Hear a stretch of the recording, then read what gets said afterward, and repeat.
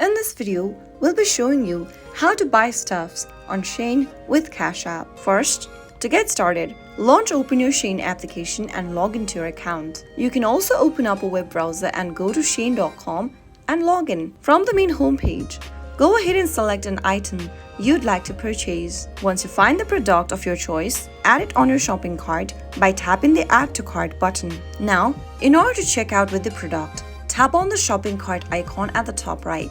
Tap on the Checkout button to continue checking out at the bottom right.